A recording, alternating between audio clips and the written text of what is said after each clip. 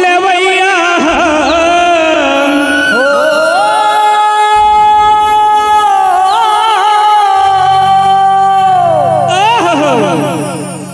पूजा पाठ लेवैया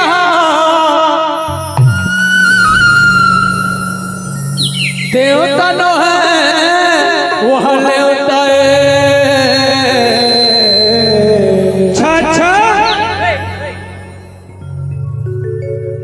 संसार में बड़े बड़े ग्रंथ हैं, चारों वेद 6 7 में व्याकरण 11 से 18 पुराण जे बताते 33 कोटि देवता 56 कोटि देवता वो देवता माँ कुकरी पूछ दे बोकरा काट दे। अब मैं ये धर्म मंच के माध्यम से कहा था द्वारिका पर मन अपना सिर न काट के चढ़ा दे ही तो देवता है गोठिया ही चला गोठिया ही मैं वो दिन बात करे हूँ हनुमान जी से का बात करे हैं का बार ये भारत में आक्रमण होने नहीं दूं पाकिस्तान ला रोक के रखूं बोलत बोले अपने अपने माता पिता की झूला बेदाई दादा के मारला झूला बेदाई दादा के मारला जाए तो चताला झूला बेदाई दादा के मारला झूला बेदाई दादा के मारला जाए और चताला जाए और चताला झूला बेदाई दादा के मारला झूला बेदाई दादा के मारला जाए और चताला जाए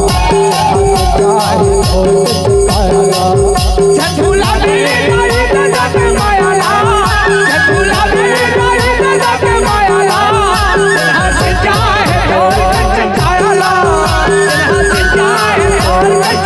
और चताला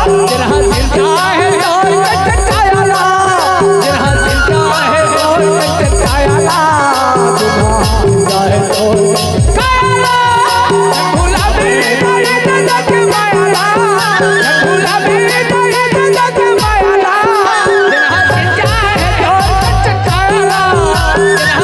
जाए और चताला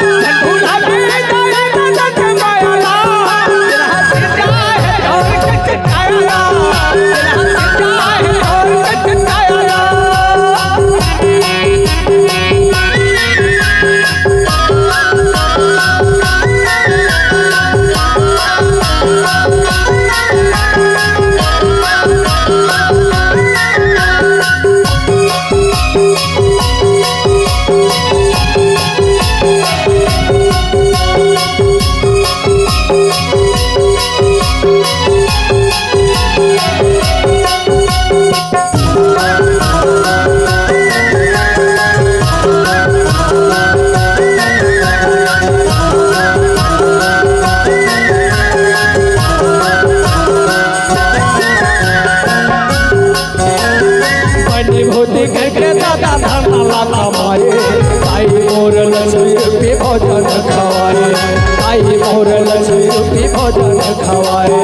बन के संसद काला ज्ञान बताए अपन बुखार के काला खवाए अपन बुखार के काला खवाए बनी भूति करके दादा धन ला कमाए आई मोर लक्ष्मी रूपी भोजन खवाए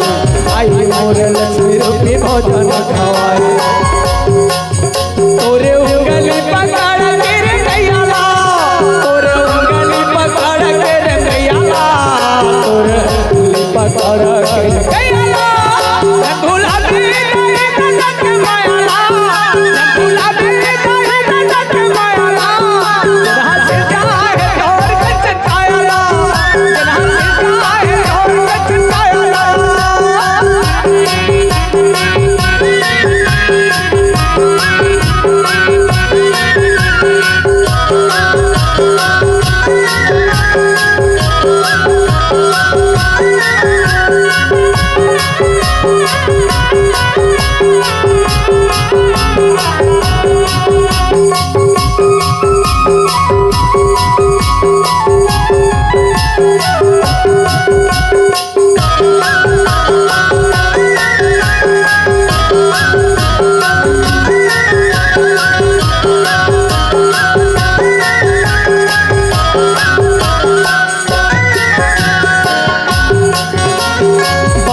के पहली कहाँ बेटा कहले दूध के कर जहावत लो छुपा ले दूध के कर जहावत लो छुपा ले